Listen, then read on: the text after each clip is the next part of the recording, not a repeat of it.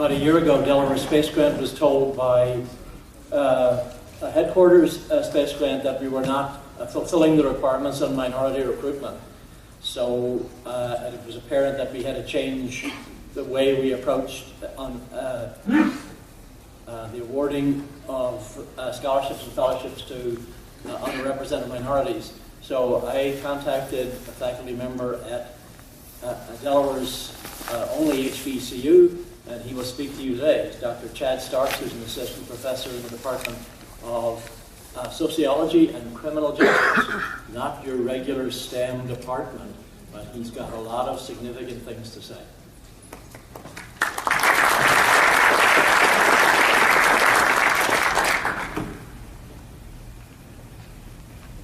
Good afternoon. Let me first begin by thanking Dermot for that great introduction. But also I want to thank Delaware Space Grant for taking a non-traditional approach to the issue that we know is not only a STEM issue, but an issue that our society has been plagued with underrepresented groups getting opportunities as mainstream society. I also want to thank the National Directors Council for allowing me to get on the agenda today. I know it's not every day that a social science person gets to have the opportunity to come and entertain or have an opportunity to speak about his or her perspectives on issues such as this. So for that, too, I'm grateful. So the title of my talk today is STEM and the Future Workforce, The Messenger Matters. I'm going to give a little brief introduction about myself. As I was introduced, my name is Brian Chad Starks, and I have a PhD in criminology. I'm an assistant professor in the Sociology and Criminal Justice Department at Delaware State University, and I'm also an associate director for the Delaware Space Grant.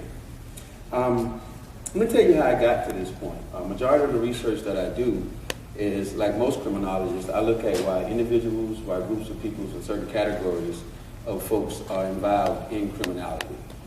But I don't stop my research at there. I include in my understanding of criminological theoretical underpinnings of the criminal justice agencies and how they respond to those that are involved in criminal justice, crime in particular. And what I've noticed, and of course we all know, that there's a disproportionate representation of minorities involved in the criminal justice system. And my research looks at the how and why at each phase of the criminal justice system. So I was able to have this opportunity as a graduate student to kind of take, disproportionate representation and kind of turn it on its head in academia. So what I did as a graduate student at the University of Delaware is, me along with two faculty members, we created what was called a Minority Mentor Lecture Series. And we bring in a minority scholar for 2 days, put them up in the best hotel in Newark, Delaware, take them to the best restaurant in Newark, Delaware. But we also advertise them in a way maybe not they have had the opportunity for their research or their accolades to be presented to mainstream society. So we'll have a big layout for them, reception, but we also have them present their research to our entire department. But that's not the major portion of why this is so important. That following day, we allow all the minority graduate students to go to lunch with that minority faculty member to ask some of those questions that may not be able to be addressed with your professors. That's important. That's very important in understanding what I may face as a minority in the job market.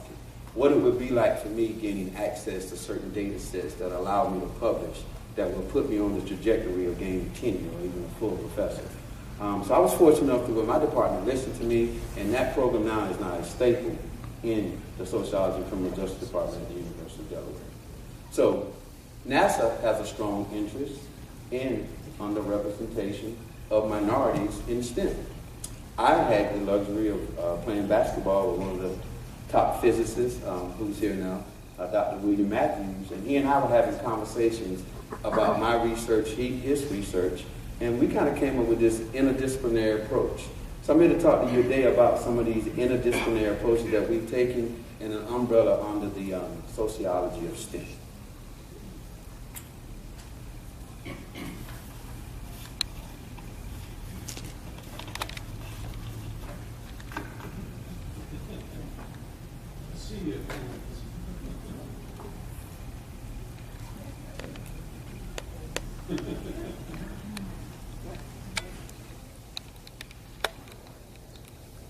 I have an undergraduate degree in sociology. I have a master's degree in criminal justice, a master's certificate in alcohol and drug studies, and I have a PhD in criminology. Total around 13 years I've been involved in higher education as a student. I was born and raised in Columbia, South Carolina, and I've had the pleasure of having one African American male as a professor. Not sure if you noticed, I'm black. I'm an African American male. At Delaware State University, approximately, give or take a few, 30 to 40 professors in the STEM program, in the STEM faculty, maybe 5 of those are African American men. Maybe 5 of those are African American. 1 of those 5 are actually men.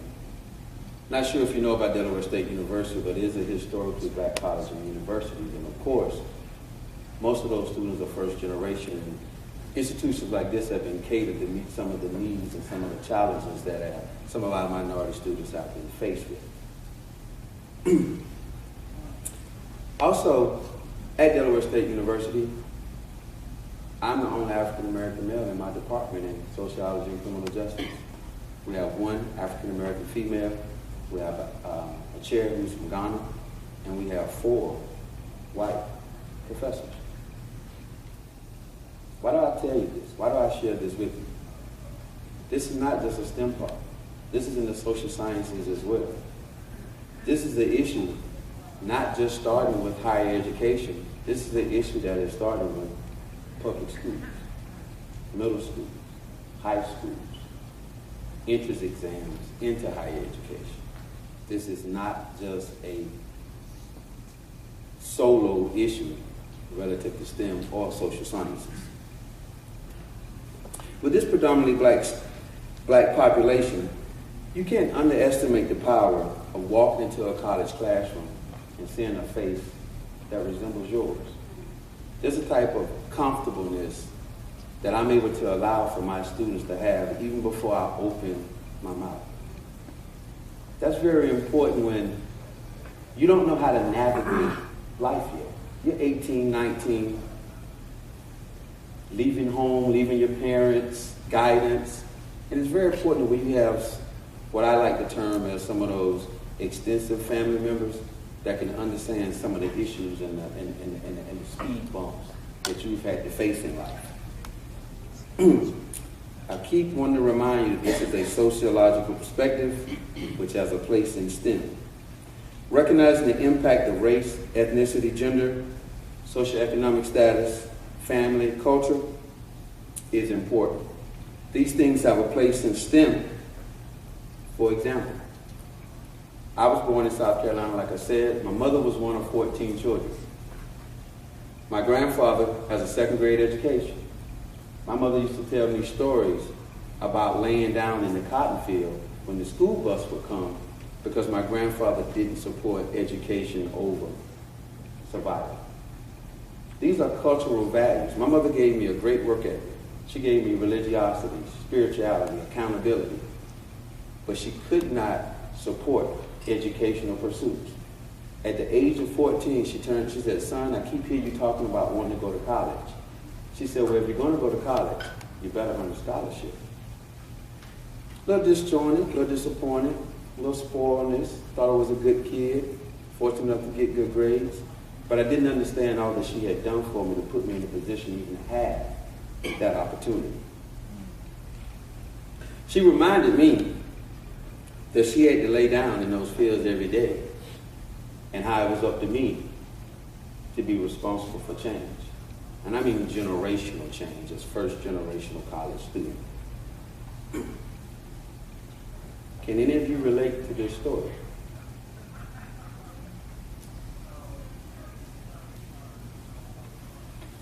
So how can we address this issue of underrepresentation of minorities in STEM?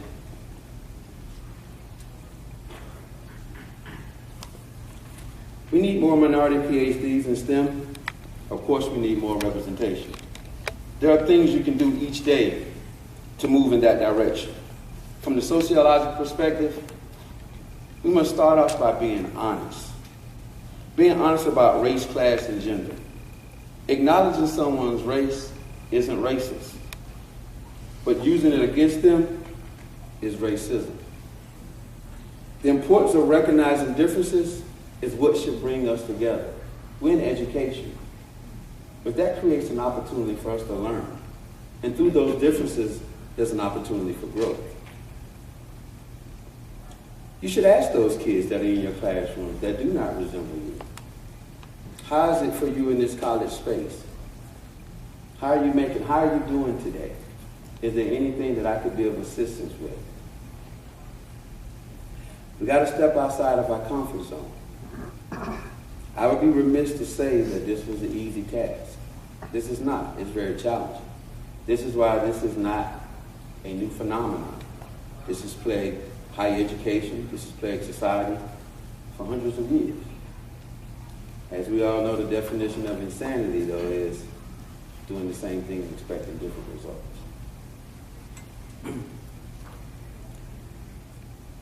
Along my journey, there were people that acknowledged that I had some skills that I may not have known myself.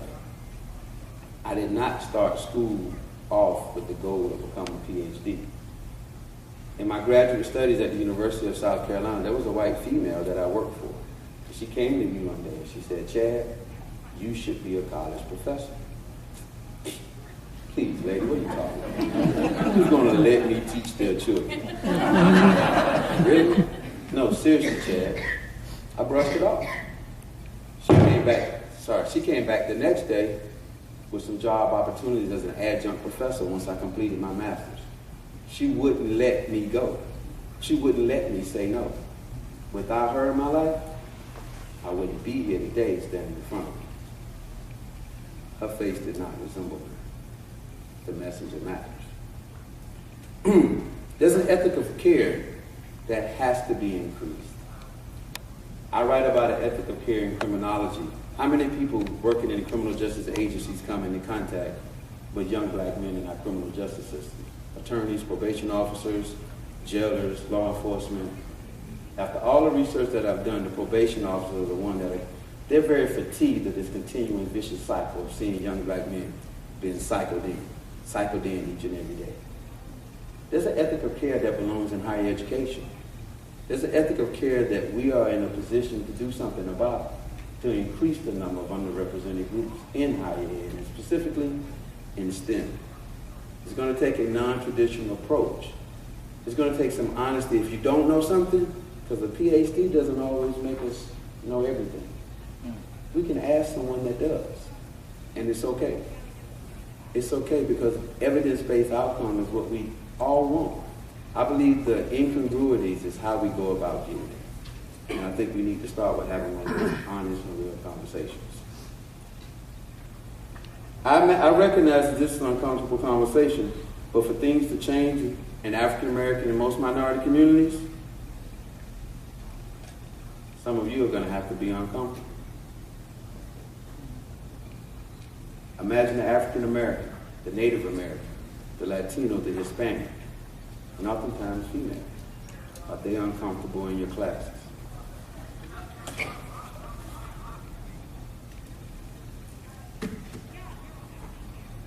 Here's my challenge to you.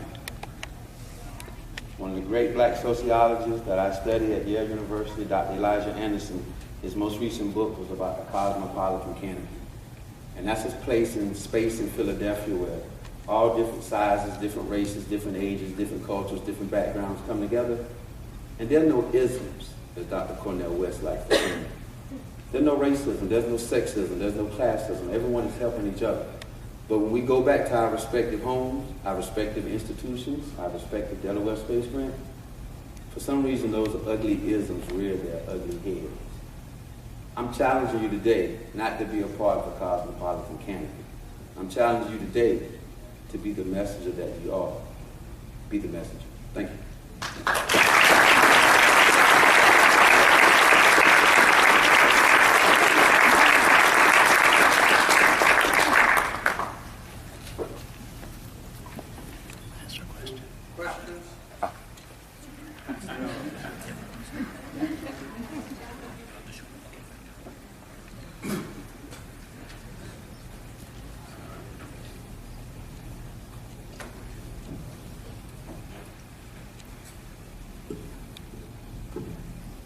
Yes, sir.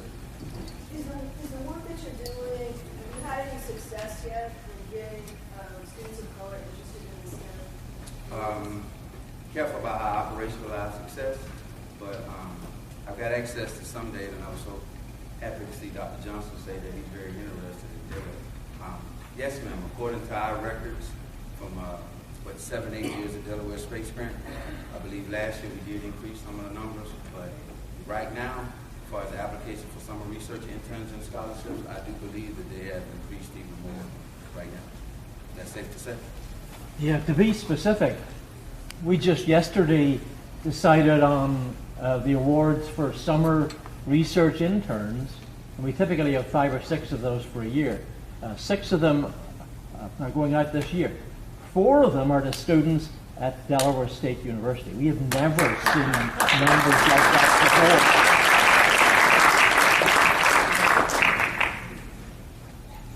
Yes, sir.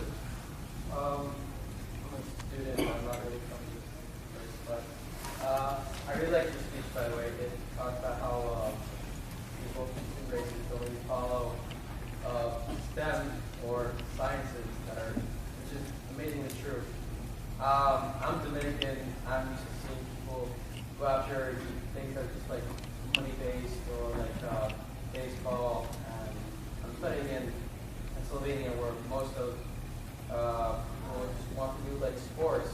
Or what tips, advice do you have for students or future generations about following STEM? Because I just find it a shame that we have such bright people these days, such amazing technologies, and we have like people like Neil deGrasse Tyson or just scientists in general, and we waste all this technology on just sports people. We're not even science, just not people who don't want to progress in the future. So, what tips do you have for people like me who want to pursue science? Great question. What I would say, very succinct, time-wise response is, I've never looked down at an opportunity to put yourself in a position to change a generation. I played every sport possible. I read every book possible. I tried to get every skill I could that was going to advantageous me in order to have some public mobility. I'm a huge fan of sports, and sports in the African American community has given young men like me full educational scholarships to places like predominantly white institutions like Wofford College that cost $44,000 a year. My mother made $12,000 a year. There was no way I would have been able to make it if I wasn't actually stopping somebody from catching a touchdown. And I was fortunate enough to have some intellectual ability, and I had a pretty good GPA in high school. So I don't really look at the opportunities as segregating. You see, most of my research is never about separating, it's about inclusion. I'm more of a Renaissance approach. Why can't you do it all? Why can't you put yourself in a position where people have to say no to you? And that's the approach that I would say. Don't limit yourself. Gain every skill that you can to put yourself in the best position. Who would ever think a criminologist would be standing in front of hard sciences talking about sociology and STEM? Don't box yourself in, and don't allow folks to box yourself in. Thank you very much. Thank you.